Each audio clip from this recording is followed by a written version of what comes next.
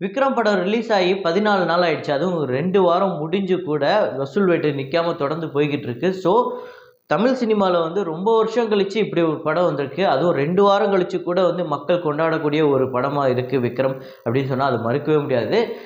So இந்த 14வது நாள் collection என்ன அப்படிங்கிறத டீட்டெயிலா நம்ம பார்ப்போம். ஒவ்வொரு ஸ்டேட்ல எவ்வளோ வந்திருக்கு, ஓவர்சீஸ் எவ்வளோ வந்திருக்கு அப்படிங்கிறத டீட்டெயிலா பார்ப்போம்.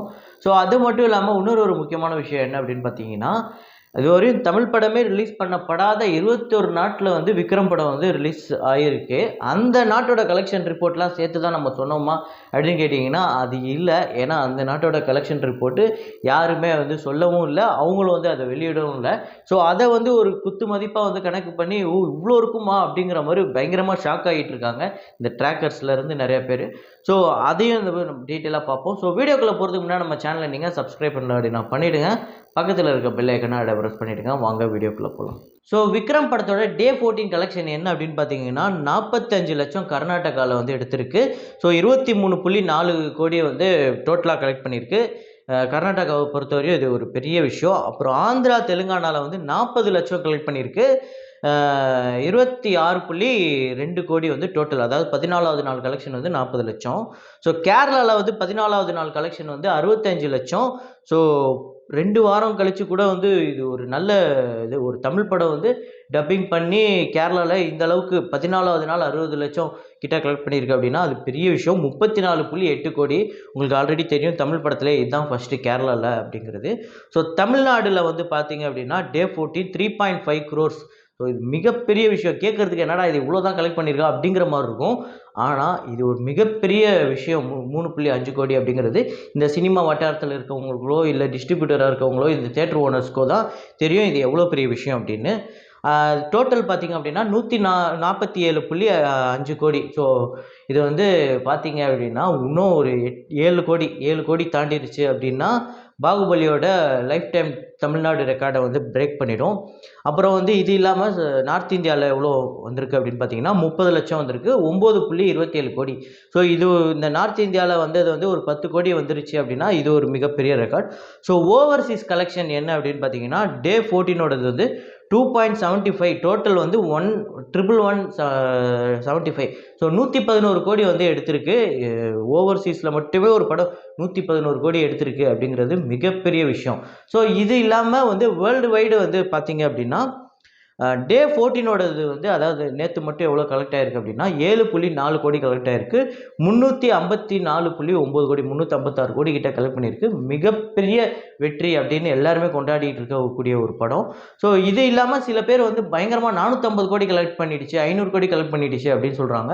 ஸோ நானுமே வந்து ஒரு கமல் ரசிகன் அப்படிங்கிறத உங்ககிட்ட நான் ஒவ்வொரு வாட்டி சொல்லிக்கிட்டு இருக்கேன். இருந்தாலும் நான் கமல் ரசிகனாக இருக்கேன் அப்படிங்கிறதுக்காக இந்த நம்பர்ஸை ஏற்றியோ இல்லை வந்து அதை வந்து இன்னும் கொஞ்சம் கூட்டியோ சொல்கிறது வந்து நியாயம் இல்லை அப்படின்னு நான் நினைக்கிறேன். இருந்தாலும் இன்னொரு சைடு என்ன சொல்கிறாங்க அப்படின்னா இந்த விக்ரம் படம் அப்படிங்கிறது இதுவரையும் தமிழ் படமே ரிலீஸ் பண்ணப்படாத 21 நாட்டில் ரிலீஸ் ஆகிருக்கு. அந்த நாட்டோட கலெக்ஷன் ரிப்போர்ட் எதுவுமே நம்மகிட்ட வரல. அது இல்லாமல் தான் இந்த கலெக்ஷன் எல்லாமே. அது எல்லாமே ஒரு பெரிய நம்பர் கலெக்ட் பண்ணியிருக்கோம். அது எவ்வளோ வந்திருக்கும் அப்படின்னு அப்ராக்சிமேட்டாக வந்து சில பேர் சொன்னாங்க. ஸோ அது எல்லாத்தையுமே எடுத்து வச்சு பார்க்கும்போது கிட்டத்தட்ட அது எல்லாமே சேர்த்து ஒரு 9லேருந்து 10 கோடி வந்து கலெக்ட் பண்ணியிருக்கோம் அப்படின்னு சொல்கிறாங்க. அதுவே ஒரு மிகப்பெரிய விஷயம். அப்படின்னு பார்த்தீங்கன்னா ஓவர்சீஸ் வந்து ஒரு 120 கோடி கிட்ட கலெக்ட் பண்ணியிருக்கு அப்படிங்கிறது தான் அதோட நம்பர்ஸ். ஸோ டோட்டல் வந்து அப்படின்னா வேர்ல்டு வைடு அதையும் சேர்த்திங்க அப்படின்னா 370 கோடி கிட்ட கலெக்ட் பண்ணியிருக்கு அப்படிங்கிறது நமக்கு தெரியுது. ஸோ அப்படி இருந்தாலும் இந்த 10 கோடி என்ன பெரிய மாற்றத்தை உண்டு பண்ணிடும் அப்படின்னா 10 கோடிங்கிறது பெரிய விஷயங்க. ஸோ நம்மளுக்கு வந்து இந்த 300 கோடி 400 கோடி அப்படிங்கும்போது அது பெரிய விஷயமா இல்லைனாலுமே அதை கம்பேர் பண்ணும்போது இந்த 10 கோடி பெரிய விஷயமா இல்லைனாலுமே இப்போ சிங்கப்பூரில் பார்த்தீங்கன்னா இப்போ 5 கோடி கலெக்ட் பண்ணியிருக்கு. அதாவது $1 மில்லியன் 5 கோடி 6 கோடி கிட்ட கலெக்ட் பண்ணியிருக்கு. இந்த 6 கோடி தான் வந்து சிங்கப்பூர்லேயே நம்பர் 1 கலெக்ஷன் அப்படின்னு சொல்கிறாங்க. ஸோ எந்திரன் அப்படிங்கும்போது நம்ம 12 வருஷத்துக்கு முன்னாடி பண்ண ஒரு சாதனையை வந்து இப்போ நம்ம முறியடிக்கிறோம் அப்படிங்கும்போது அந்த 1 கோடி 2 கோடி வித்தியாசத்தில் தான் அதை வந்து முறியடிக்க முடியும். ஸோ அப்படிங்கும்போது இங்கே ஒவ்வொரு கோடியுமே ஒவ்வொரு லட்சமே வந்து பெரிய விஷயந்தான். ஒரு படத்துக்கு நீங்கள் எவ்வளோ வந்து கோடி வசூல் ஆகுதோ அவ்வளோவுமே வந்து அந்த ப்ரொடியூசருக்கு, டிஸ்ட்ரிபியூட்டர்ஸ்க்கு, தேட்டர் ஓனர்ஸ்க்கு எல்லாருக்குமே அது ப்ராஃபிட் தான். ஸோ ஒரு படத்துக்கு காசை போட்டு ஒரு படத்தை வந்து தேட்டரில் ரிலீஸ் பண்ணி ஒரு படத்தை வந்து டிஸ்ட்ரிபியூட் பண்ணுறது பண்ணுறதுக்கு வந்து முன் வந்து பணத்தை போடுற எல்லாருமே வந்து லாபம் அடைகிறாங்க அப்படின்னா ரீசெண்டாக வந்த படங்கள்லேயே அது விக்ரமில் தான் அப்படின்னு நம்மளால் அடித்து சொல்லலாம். ஏன்னா அந்த அளவுக்கு விக்ரமை எல்லாருமே கொண்டாடுறாங்க. ரசிகர்கள் மட்டும் இல்லை, இந்த படத்துக்கு பணம் போட்டு டிஸ்ட்ரிபியூட் பண்ண டிஸ்ட்ரிபியூட்டர்ஸும் சரி, இப்போ காசு கொடுத்து வாங்கி தேட்டரில் ரிலீஸ் பண்ண சின்ன சின்ன தேட்டர்ஸ் கூட பெரிய ப்ராஃபிட் கெயின் பண்ணியிருக்காங்க அப்படின்னு சொல்கிறாங்க. ஸோ அதனால் விக்ரம் தான் வந்து இந்த வருஷத்தோட மிகப்பெரிய வெற்றி அப்படின்னு நம்ம வந்து தலையில் தூக்கி கொண்டாடக்கூடிய ஒரு படம் தான். ஸோ அதையும் மீறி யாராவது என்னடா ஒரு படம் ஹிட்டு கொடுத்துரு அப்படி பண்ணுறீங்களா அப்படின்னு கேட்டாங்கன்னா, ஆமாம் அப்படி தான்டா பண்ணுவோம் அப்படின்னு சொல்லிட்டு விட்டுருங்க. ஸோ இதே மாதிரி ஒரு வீடியோவில் போயிட்டு உங்களை சந்திக்கிறேன். Signing off Rahman.